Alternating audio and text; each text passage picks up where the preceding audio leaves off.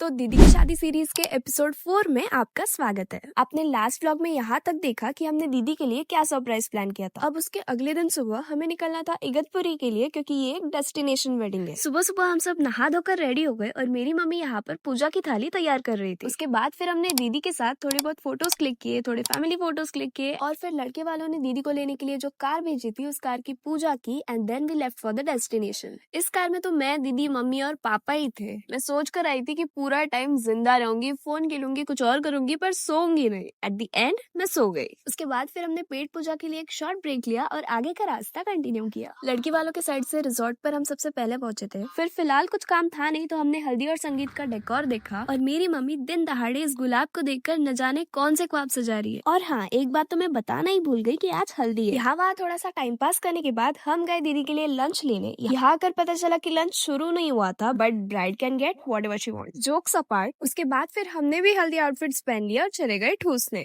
उसके बाद फिर हम तीनों ने दुनिया भर की बकवास करते करते मेकअप थोप लिया। मीट ईशा, मेरे मामा की लड़की, एंड अदिति, मेरे मासी की लड़की। रेडी होने के बाद मैं कुछ ऐसी दिख रही। फिर हमने बाहर जाकर सबके साथ फोटोज क्लिक किए और एक इम्पोर्टेंट बात, पूरे वेडिंग में मैं खुद के फोटोज लेना भूल चुकी हूँ। खैर छोड़ो, बड़े टाइम बाद होने वाली थी ब्राइड एंड ग्रूम की एंट्री, तो हम बहुत ज्यादा एक्साइटेड थे क्योंकि ये खानदान की पहली डेस्टिनेशन वेडिंग थी, to be honest, and it was a great experience. इसके बाद फिर सारे हल्दी रिचुअल्स हुए एंड देन सबने थोड़ा सा डांस किया। इसके बाद फिर बारी थी संगीत की, पर अब सारी चीजें तो एक व्लॉग में नहीं डालूंगी, इसलिए कल तक का वेट कर लेना। फिलहाल के लिए इतना ही। Thank you so much for watching. Bye.